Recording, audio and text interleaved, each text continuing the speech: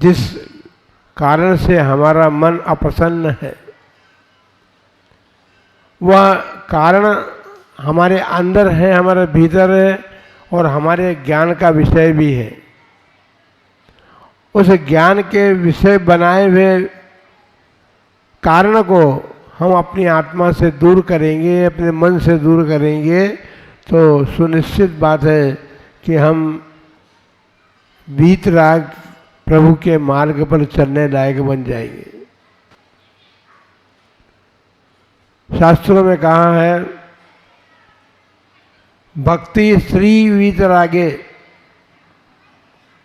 वीतराग भगवान के प्रति हमारी भक्ति हो। अब वीतराग भगवान कहाँ हैं, कैसे हैं, कौन हुए और कौन हो सकते हैं, इसका ज्ञान भी हमें होना चाहिए। वीतराग भगवान हमारे मंदिरों में विराजमान है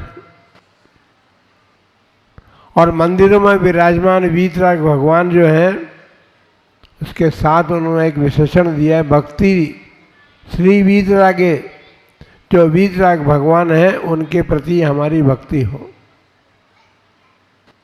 भक्ति के संबंध में कहा है, भक्तेर गुणानुराग नितांत श्रद्धा लक्षणाया, अर्थात भक्ति उसे कहते हैं गुणानुराग। जिनेंद्र भगवान के मंदिर में जाकर के हम उन गुणों को समझें, जाने और जान करके जब मंदिर में जाएंगे तो सुनिश्चित बात है कि उनका अनुराग भी हमारे भीतर जगेगा। जब हमने गुणानुराग शब्द का प्रयोग बहुत जगह किया है तो उन्होंने कहा कि महाराज आप तो राग शब्द छोड़ने की बात करते हैं, आप यहाँ गुणानुराग की बात भी कर रहे हैं। भाई देखो, गुणानुराग और राग में अंतर है। राग जो है संसारी जीवों के प्रति होता है, संसार के पदार्थों के प्रति होता है, और गुणानुराग जो है, जो गुणी जनों को देख कर हृदय में मेरे प्रेम उमड़ाए, मेरी भावना में पढ़ते हैं ना पंक्ति। तो जिन्होंने गुण प्राप्त किए हैं, जिन्होंने अपने आत्मिक गुणों को प्राप्त कर लिया है, उनके गुणों का अनुराग करना हमारे लिए आवश्यक भी है और आवश्यक होने के साथ साथ वो हमारे मार्ग को प्रशस्त करने वाला भी है, क्योंकि वो प्रशस्त राग है। राग जो संसार के पदार्थों के प्रति होता है वो तो अप्रशस्त राग है और हम उसी को कर रहे हैं। अप्रशस्त राग हमारे भीतर बैठा हुआ है और जब हम भगवान के समक्ष पहुँचते हैं तो हम भूल जाते हैं कि हम भगवान के पास आए हैं और उनके गुणों का अनुराग हमारे भीतर जागृत करने के लिए आए। भगवान ने जिन गुणों को प्राप्त किया, सर्वज्ञता प्राप्त की, उन्होंने वीतरागता प्राप्त की। अब जब सर्वज्ञ हो गए, वीतरागता उन्होंने प्राप्त कर ली, तो हितोपदेशी भी थे, हमारे लिए हित का उपदेश उन्होंने दिया। जिस समय जिनेंद्र भगवान के दर्शन करता है भक्त, उसके मन में ऐसा भाव जागृत होता है जिस प्रकार अभी वर्षा ऋतु का काल भी चल रहा है। वर्षा अभी 2 दिन से 4 दिन बंद भी है। मयूर जो जंगलों में रह रहे हैं या आपके मकानों पर आकर के बैठते हैं, आप 2 दिन की जो गर्मी पड़ रही है उससे वो घबरा गए और घबरा करके वो भी कहते हैं मैं आओ मैं आओ मैं आओ, है ना। जो मेघ हैं उनको बुलाते हैं, अर्थात वो वर्षा ऋतु को चाहते हैं। तो जो संसार का प्राणी है वो जिनेंद्र भगवान के सम्मुख जाता है तो जिस प्रकार से मेघ बरसता है और मयूर प्रसन्न होता है, मयूर केवल प्रसन्न नहीं होता, नृत्य करने लगता है और नृत्य करता है, अपने सारे पंखों को फैला देता है। मयूर का नृत्य तो आपने अनेक बार देखा, राजस्थान में तो मोर बहुत मिलते हैं।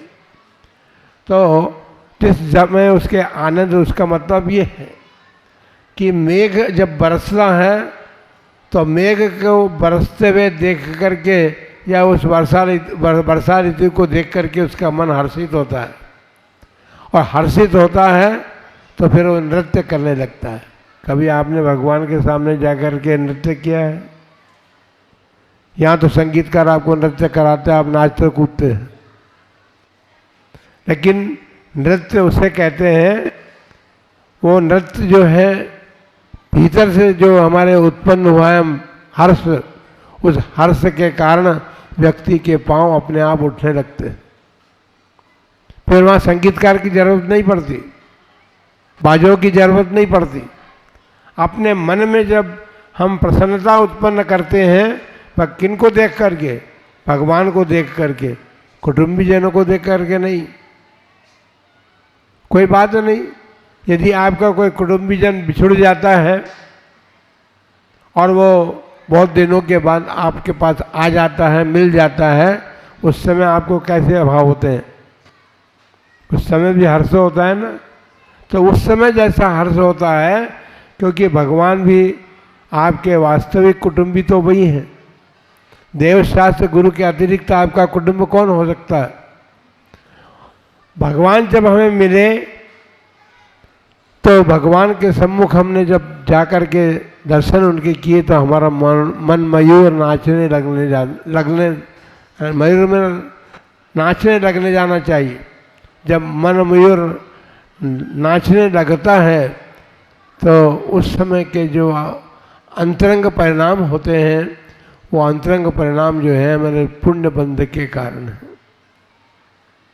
पुण्य बंध जब होगा तो हमारे भीतर जो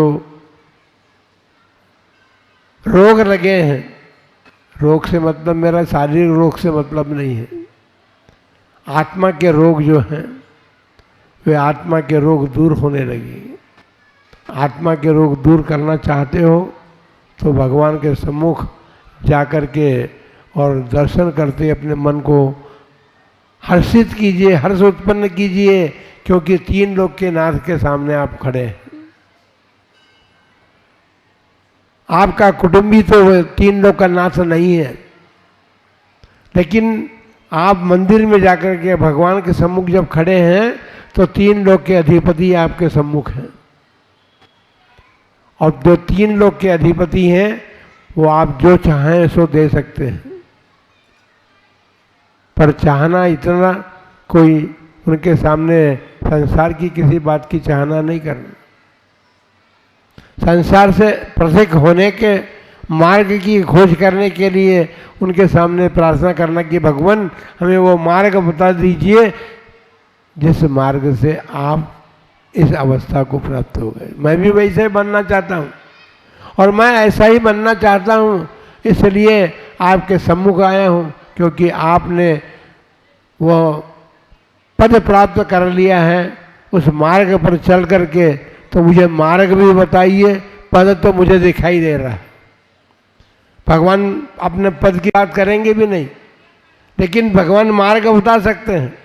उनकी दिव्य देशना के द्वारा हमें मार्ग अवश्य मिला है, और मार्ग हम चाहें तो मिल सकता है। मार्ग जो बताया है भगवान ने, क्योंकि इसीलिए शास्त्रों में कहा है जो व्यक्ति जिनेंद्र भगवान के गुणों के, क्योंकि पूजा जो है वो गुणों की जाती है, और पूजा इसलिए करते हैं हम, हमारे शास्त्रों में श्रावक के लिए जो उपदेश दिया गया है कि भगवान जिनेंद्र की अभिषेक पूजन करनी चाहिए। और वो अभिषेक पूजन का अभिप्राय यही है कि हम जिनेंद्र भगवान के समान बनना चाहते हैं। जो जिसके समान बनना चाहता है वो उसी के पास जाता है। हमने अभी तक वीतरागता को समझा भी नहीं है। भगवान ने तो बहुत पहले समझा दिया, लेकिन हमने वीतरागता क्या चीज़ है इसको जाना ही नहीं है। हम तो जिन लोगों के बीच में रह रहे हैं उन्हीं लोगों को हमने सब कुछ मान लिया। हम उन लोगों के पास रह कर के अपने जो भगवान हैं उन भगवान के गुणों को या उनके शक्ति को हम भूल गए। तो हमने भगवान के सामने क्या कहा था? शक्ति देना। शक्ति कैसी प्राप्त होगी? गुणों में देखिए एक बात है, जो सरोवर के किनारे जाता है, ग्रीष्म ऋतु का काल है और गर्मी के अनुभव को मिटाना चाहता है, वो जल में जब ज़्यादा जल के पास जाता है तो वो उसमें डुबकी लगाता है ना, कि सरोवर में से पानी लेकर के आप में स्नान करते हैं। सरोवर और नदी के किनारे जाते हैं तो सरोवर और नदी में डुबकी लगाते हैं। अब समुद्र की बात तो नहीं करेंगे, समुद्र के में तो डुबकी आप लगाए हुए, और इसीलिए आप संसार की वृद्धि करते जा रहे हैं। जो जिस वस्तु को प्राप्त करना चाहता है उस चीज को प्राप्त करने के बाद उसमें डुबकी लगानी होती है। यदि आप आत्मा को प्राप्त करना चाहते हैं तो आत्म ध्यान में डूब जाइए। डूब करके ही आत्मा को प्राप्त किया जा सकता है, डुबकी लगाए बिना प्राप्त नहीं किया जा सकता। पर वहाँ जल नहीं मिलेगा, ध्यान रख लेना। वहाँ पानी नहीं मिलेगा डुबकी लगाने के लिए, वहाँ तो ध्यान में अपने आप को लीन करना पड़ेगा, ध्यान में डुबकी लगानी पड़ेगी, तब कर्मों का नाश होकर के आप भगवत्ता को प्राप्त कर सकते हैं। बंधुओं,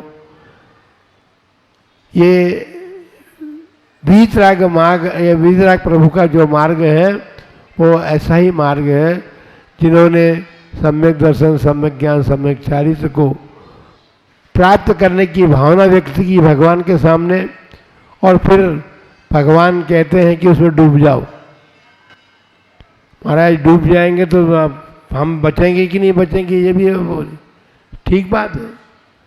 जो अपन ने अभी अपने स्थिति को बना करके रखा है वो स्थिति तो नष्ट होनी ही है, डूबना ही पड़ेगा। डूब करके जो प्राप्त होगा वो अद्भुत वस्तु होगी, अभी तक जिसको प्राप्त नहीं किया वो वस्तु प्राप्त होगी। बंधुओं, जिस चीज को हम प्राप्त करना चाहते हैं उसके लिए जिन्होंने प्राप्त कर लिया उन्हीं के पास जाना होगा।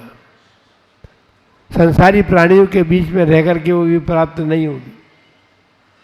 इसलिए संसार छोड़ना चाहते हैं तो जिन्होंने संसार छोड़ दिया उनके पास जाकर के हम उनसे शक्ति प्राप्त करने का प्रयत्न करें। फिर ये कहा कि भूल करके भी भूल ना हो, हम तो रोज भूल कर रहे हैं। जो हमारे करने योग्य कार्य नहीं है वो सब कार्य कर रहे हैं हम, और वो कार्य कर रहे हैं तो भूल, जानबूझ करके हम भूल कर रहे हैं, जानते हुए भी हम भूल कर रहे हैं। ए बच्चों, धीरे से निकलो, ऐसा लांग करके नहीं निकलना चाहिए। आज उन्हीं वीतराग भगवान और वीतराग मार्ग पर चलने वाले साधुओं की आपके बच्चों ने पूजा की है। वो पूजा किसने की? हमें बड़ा हर्ष से कहें इसलिए है कि परम पूज्य गुरुवर्य आचार्य श्री धर्मसागर जी महाराज के नाम से यहाँ पर पाठशाला चलती है, और पाठशाला में इतने बालक और बालिकाएं अध्ययन करते हैं, ये बहुत बड़ी बात है। क्योंकि ये पाठशाला इसीलिए चलती है, पाठशाला जिसमें पाठ सिखाया जाता है, और पाठशाला जीवन निर्माण की होती है। जो पाठशाला में पढ़ता है या पाठशाला में जाता है उसके जीवन निर्माण का संदेश उसे प्राप्त होता है। आप अभी धर्मोपदेश सभा में बैठे हुए हैं, ये भी एक प्रकार की पाठशाला है, और इस पाठशाला में भी वही उपदेश मिल रहा है, मिलेगा, जिससे आपका जीवन निर्माण, आपकी आत्मा परमात्मा बने, ये तो सभी चाहते हैं। और चाहने भर से काम नहीं चलता, लेकिन जब परमात्मा बनने का जो मार्ग है उस मार्ग को अपने जीवन में धारण करना पड़ता है। धारण करके ही उस मार्ग पर चलने का प्रयत्न और पुरुषार्थ हो सकता है। ऊपर बैठे हुए जितने भी लोग हैं मेरे दोनों तरफ, वो भी सब पुरुषार्थ कर रहे हैं, अभी प्राप्त नहीं कर लिया। उनके मन में भी ये भाव जगे कि हमें भी वही प्राप्त करना है जो भगवान ने प्राप्त किया है, इसलिए पुरुषार्थ कर रहे हैं। अपने अपने शक्ति के अनुसार पुरुषार्थशील हैं और पुरुषार्थ करते हुए वे उन गुणों को प्राप्त करके अपनी आत्मा को परमात्मा बनाएंगे।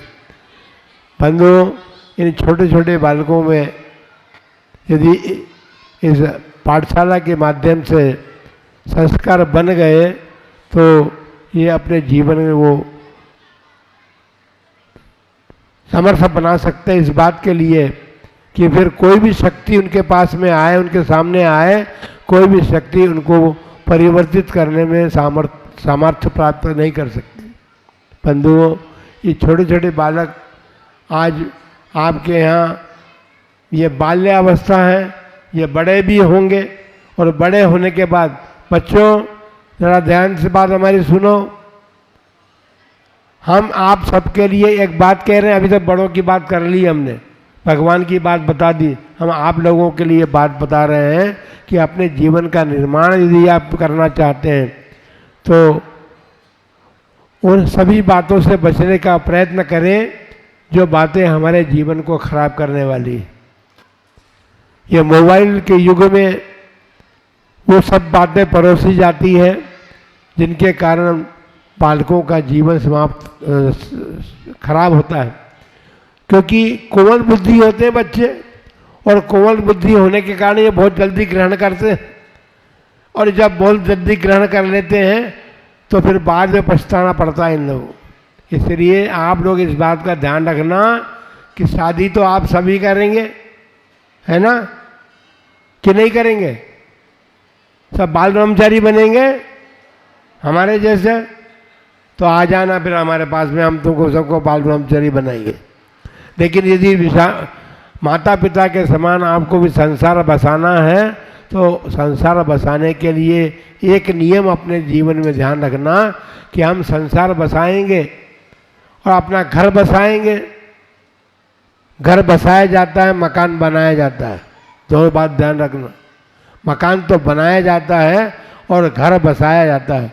ये सब यदि अपना घर बसाना चाहते हैं तो इस बात को ध्यान रखना कि जैसे या जहाँ पर हमारे माता पिता मिलकर, दोनों हमारे माता पिता वो घर चुने, वो व्यक्ति चुने जिससे हमारा विवाह हो और हमारा घर बसे।